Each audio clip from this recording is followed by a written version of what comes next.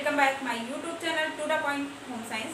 Friends, मैं Reena ma'am आप लोगों को इस समय जो हम पढ़ा रहे थे वो आप लोगों का होम साइंस में टेस्ट टाइप चल रहा था, जो कि आपके यूपी टीजीटी पीजीटी के जो और साथ ही आपके यूजीसी नेट एलटी के बहुत महत्वपूर्ण इसमें क्वेश्चन बनते हैं। हमने आपको टेस्ट टाइप में यानी कि आपके सिलेबस में क्या क्या आपको पढ़ना है हमने ये आपको बता दिया है। टेस्ट टाइप के इतिहास को बता दिया है, रेशो का वर्गीकरण बता दिया। और रेशो के वर्गीकरण को देखिए, रेशो का वर्गीकरण हम लोग करते हैं जो रेशो का वर्गीकरण में हम लोग दो प्रकार के रेशे को देखते हैं। तो एक आपके क्या होता है, एक आपका होता है प्राकृतिक जगत से प्राप्त होने वाला, ओके, प्राकृतिक जगत से। दूसरा आपका क्या था, कृत्रिम। अभी हम लोग कृत्रिम की बात नहीं कर रहे, अभी हम लोग प्राकृतिक में पढ़ रहे थे। तो प्राकृतिक में हमने आप लोगों को बताया था कि वनस्पतिक फिर से क्या होता है, ये कितने भागों में हो जाता है, 3 भागों में हो जाता है। कौन कौन सा, तो एक होता है वनस्पतिक जगत से प्राप्त होने वाला, दूसरा प्राणिक जगत से प्राप्त होने वाला, ओके, तीसरा हमने आपको बताया था खनिज जगत से प्राप्त होने वाला रेशा। तो वनस्पतिक जगत में प्राप्त होने वाले रेशे को पर ही हम लोग डिस्कस कर रहे थे, जिसमें हमने बताया था ये फिर से वनस्पतिक जगत से प्राप्त होने वाले रेशे 3 हो जाते हैं। उसके बाद आपका क्या हो जाएगा, एक हो जाएगा आपका बीज से प्राप्त होने वाला, दूसरा तने से प्राप्त होने वाला, तीसरा पत्ती से प्राप्त होने वाला रेशा। ये 3 हमने आपको बताया था, जिसमें कि बीज में हम लोग आप लोगों को बताया था 2 होता है। कौन कौन सा होता है, आपका कपास होता है, कपास हमने पढ़ लिया है। कपोक होता है, कपोक होता है, ओके। तने में हमने आपको बताया था, इसमें कई आते हैं। आपके सबसे पहले इसमें लीलन हो गया, लीलन भी हम लोग पढ़ चुके हैं।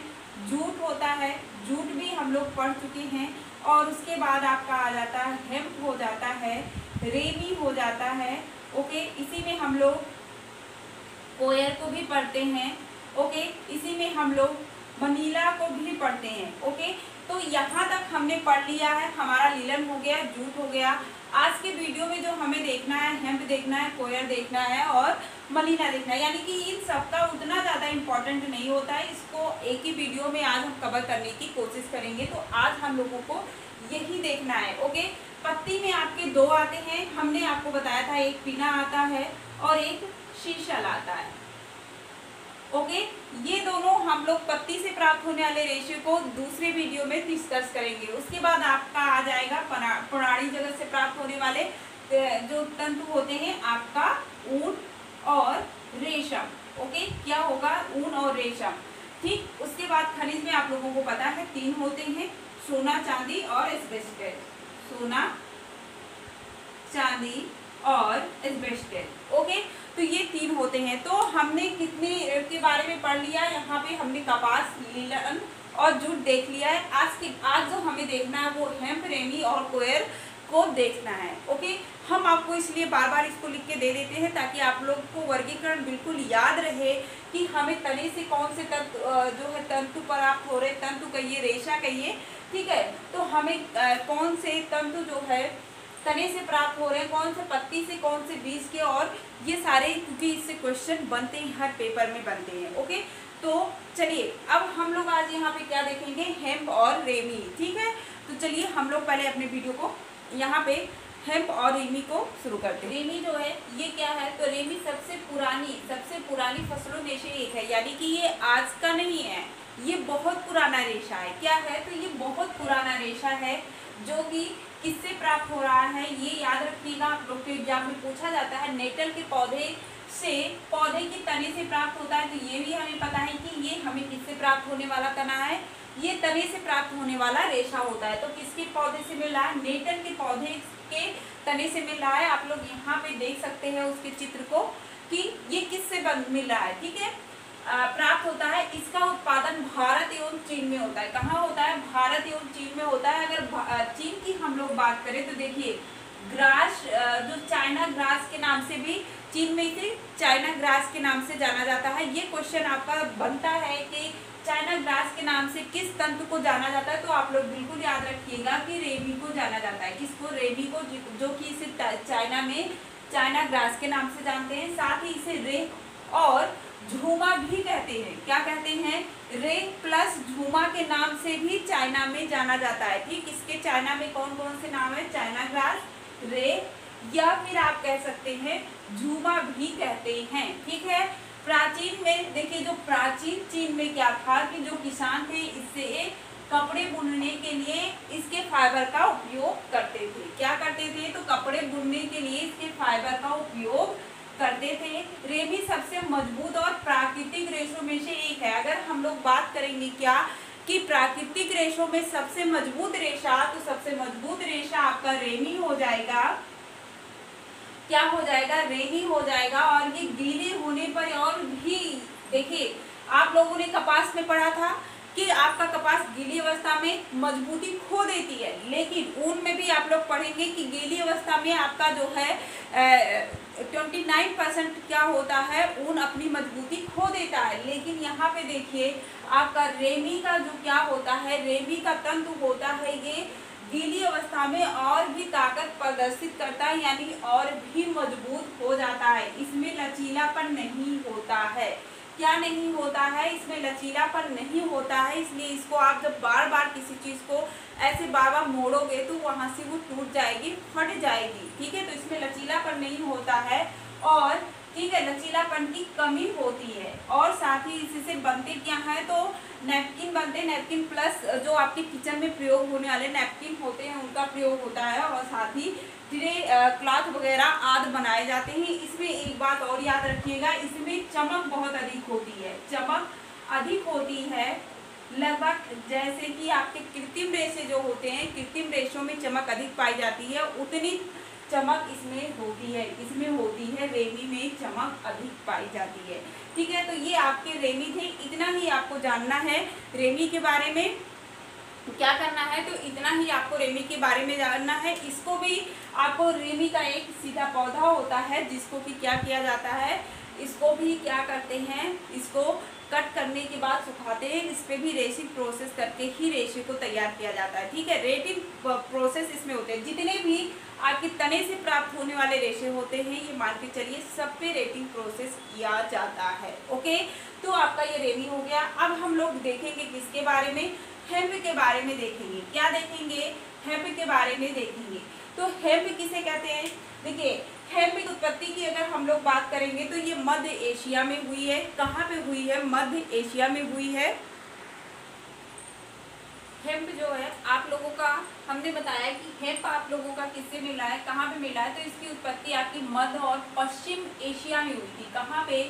मध्य और पश्चिम एशिया में हुई थी। बाद में क्या हुआ था, या चीन और कहाँ पे जो है यूरोप में फैल गया था। सबसे पहले अगर हम लोग बात करेंगे कि हेमी की इतिहास के बारे में, अगर हम लोग हेम्प के बारे में अगर इसके इतिहास के बारे में हम लोग देखेंगे तो सबसे पहले ये कहाँ पे इसकी उत्पत्ति हुई थी, तो मध्य और पश्चिम एशिया में हुई थी। बाद में कहाँ पे फैल गया, तो बाद में ये चीन से यूरोप में फैल गया। ठीक है, कहाँ फैला? चीन और यूरोप में। लेकिन अगर प्रमुख रूप से इस वर्तमान में देखा जाए कि हेम्प का उत्पादन कहाँ कहाँ पे हो रहा है, तो इसका उत्पादन रोमिया में हो रहा है। ठीक है, रोमिया और आपका हंगरी, पोलैंड, और साथ ही आपके भारत में भी हेम्प का उत्पादन होता है। चीन और जापान और इराक आदि स्थानों पे हेम्प का उत्पादन किया जाता है। देखिए, हेम्प में क्या होता है, हेम्प में प्राकृतिक रेखन नहीं होता है। हेम्प को भी भांग भी कहते हैं। ठीक है, जो होली में सब लोग भांग पीते हैं, भांग, ठीक है, ये भांग होता है। आप लोग देख सकते हैं इसके चित्र को, ये भांग होता है। तो ये भांग के पेड़ से प्राप्त होता है। ये एक पूरा एक पौधा होता है इस तरीके से, और इसको तैयार होने में 1 वर्ष लगता है। क्या होता है, इसके पौधे को तैयार होने में पूरे 1 वर्ष लगते हैं। 1 वर्ष का इसकी जो तैयार होने की आवश्यकता होती है, 1 वर्ष की होती है, और समशीतोष्ण जलवायु की आवश्यकता होती है इसके लिए। ओके, तो ये इसको क्या किया जाता है, जब ये पौधा तैयार हो जाता है 1 वर्ष में, ये सूखने नहीं पाता, हरा ही रहता है, तभी इसको काट लिया जाता है। ये नीचे से कम 1 इंच छोड़कर इसको जड़ से काट दिया जाता है और इसको सुखा दिया जाता है। इसके पेड़ पर भी रेटिंग प्रोसेस किया जाता है, जैसे कि आपके नीलम में किए जाते थे। ठीक है, वही प्रोसेस करके इसके रेशे को निकाल लिया जाता है। और इसके रेशे में क्या होता है, तो इसके रेशे में प्राकृतिक ऐठन नहीं होता है। क्या नहीं होता है, इसमें जो प्राकृतिक रूप से ऐठन पाई जाती है वो नहीं होता है। इसके कारण ही इससे क्या क्या होता है, इसका वस्त्र में उपयोग नहीं किया जाता। किसका? हेम्प का उपयोग नहीं किया जाता है। ये देखिए, हेम्प भांग के पेड़ के तने से प्राप्त होता है, तो ये हम लोग पढ़ ही रहे हैं, तने से प्राप्त होने वाला रेशा। तो हमको पता है ये किससे, हेम्प, या आप कह सकते हैं कि भांग के पेड़ के तने से प्राप्त होने वाला एक रेशा होता है।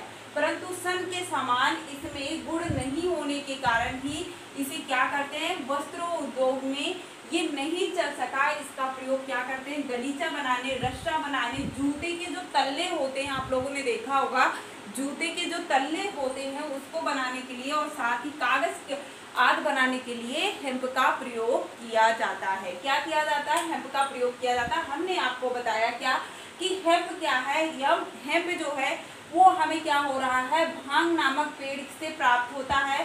भांग नामक पेड़ के तने से प्राप्त होने वाला रेशा होता है। ये एक तने के रूप में होता है। इसका पौधा 1 ईयर लगता है तैयार होने में, और स्पेरेटिव प्रोसेस करके इसके रेशे को निकाला जाता है। ठीक है, जब पेड़ को काट के तुरंत इसको सुखा दिया जाता है, और सुखाने के बाद इसको पानी में डालकर रेटिंग प्रोसेस करके गलाकर इसके रेशे को प्राप्त किया जाता है। इसमें प्राकृतिक ऐठन नहीं होता है, इसलिए इसका वस्त्र नहीं बनाया जा सकता है, और सन के समान इसमें गुण नहीं था, इसलिए क्या हुआ, ये वस्त्र उद्योग में नहीं चल सका। इससे आप क्या क्या बनाते हैं, तो गलीचा, रस्से और जूते के जो तल्ले होते हैं, कागज आदि बनाने में इसका प्रयोग करते हैं। अब बात आती है आपका जो है, बात आती है कोयर के बारे में। कोयर के बारे में देखिए, कोयर क्या होता है, नारियल का छिलका होता है। अब नारियल हम लोग जो खाने के लिए लेके आते हैं, उसके ऊपर का छिलका उतारते हैं, आप लोगों ने देखा होगा, लेकिन उस छिलके का प्रयोग नहीं होता है। वो ये जब हरा ही रहता है तभी नारियल के जो फल को तोड़ लिया जाता है, और उसके छिलके को उतारकर उसको सुखाकर उस पर रेटिंग प्रोसेस करके, रेटिंग प्रोसेस इस पे भी हो रहा है, ओके, करके इसको बनाया जाता है। आप लोग अगर देखे होंगे, सबका घर बनता है, तो घर बनते समय नारियल की रस्सी आती है, इसमें लचक बहुत होती है। ठीक है, लचक बहुत होती है। आप लोग देखिए, कभी कभी उस रस्सी को आप लोग अगर कपड़े बांधने के लिए भी यूज करने के लिए उसको डालते हैं, तो वो फैलता रहता है, बढ़ता रहता है, तो इसमें लचक बहुत ज़्यादा ही होती है, मजबूत होते हैं और लंबे होते हैं। इसका प्रयोग क्या करते हैं, देखिए, लंबे समय तक चलने वाला होता है, परंतु इसका प्रयोग अत्यंत सीमित है। क्यों? क्योंकि ये अत्यधिक कड़ा होता है और खुरदुरा होता है। आप लोगों ने भी इस रस्सी को देखा होगा, आप लोग अगर ध्यान दिए होंगे, सबके यहाँ घर बनते समय, लिंटर डालते समय इस रस्सी का प्रयोग किया जाता है। नारियल की रस्सियाँ आती हैं, इससे पावदान हो गया, ठीक है, रस्से हो गए, डोरमेट हो गए, ये वगैरह आपके बनाए जाते हैं कोयर के। तो ये जितने हमने पढ़ा, क्या क्या पढ़ा आज यहाँ पे, हमने रेमी को देखा, रेमी देखा, हेम्प देखा, कोयर देखा। ये सारे आपके क्या थे, तने से प्राप्त होने वाले तंतु थे। ठीक है, तो हमने जितने भी तने से प्राप्त होने वाले आपके तंतु थे, आपके लिनन हो गया, ठीक है, लिनन को हमने देख लिया, जूट को हमने देख लिया, और साथ ही हमने क्या देख लिया, रेमी को भी देख लिया, हेम्प को भी हमने देख लिया, और आपका हेम्प हो गया, और इसी में कोयर हो गया। ये सारे आपके क्या थे, तो ये सारे आपके क्या थे, तने से प्राप्त होने वाले रेशे थे, जिसमें से सबसे ज़्यादा पूछा जाने वाला आपका लिनन और जूट होता है। ये सब भी पूछ लिए जाते हैं, बहुत कम पूछे जाते हैं। कुछ बातें इसमें याद रखिएगा, इसका इतिहास, ये कहाँ पे सबसे पहले हुआ था, इससे क्या बनते हैं, इसमें किसकी कमी होती है, ठीक है, इन सारी बातों को आपको याद रखना होता है। ठीक है, तो ये आपके क्या थे, तने से प्राप्त होने वाले रेशे, पूरा ये खत्म हो गया है। अब नेक्स्ट वीडियो में जो हमें देखना है वो क्या देखना है, पत्ती से प्राप्त होने वाले रेशे क्या देखना है, तो पत्ती से, ठीक है, पत्ती से प्राप्त होने वाले रेशे हमने आपको 2 बताए हैं, एक पिन्ना बताया है आपको, दूसरा हमने शीशल बताया है। ठीक है, ये दोनों हम लोग नेक्स्ट वीडियो में देखेंगे, इसमें नहीं देखेंगे, ये बहुत लंबा हो जाएगा, तो आपका ये खत्म हो गया है। ओके, अब यहाँ पे देखने के बाद उसके बाद हम लोग पढ़ेंगे प्राणी जगत से प्राप्त होने वाले रेशे, यानी कि उनके बारे में हम लोग उसके आगे आगे वीडियो में पढ़ेंगे। ओके, तो अगर आपको वीडियो पसंद आई हो तो प्लीज़ लाइक करिएगा, शेयर करिएगा। ये आपके जो है यहाँ पे आप पूरे यूट्यूब पे सर्च कर लीजिएगा, आपको इस टॉपिक पूरा जो है आपको नहीं मिलने वाला है टेक्सटाइल, लेकिन हम आपको बिल्कुल फ्री में टेक्सटाइल को पूरा जो है सिलेबस आप लोगों को देने वाले हैं। तो इसके लिए बस आपको चैनल को सब्सक्राइब करके रखना है और बेल आइकन को क्लिक करना है। ओके, अगर वीडियो पसंद आई हो तो प्लीज़ लाइक करिएगा, ज़्यादा से ज़्यादा शेयर करिएगा और चैनल पे नए हो तो सब्सक्राइब कर लीजिएगा। नेक्स्ट वीडियो में फिर मिलते हैं, तब तक के लिए बाय बाय, जय हिंद।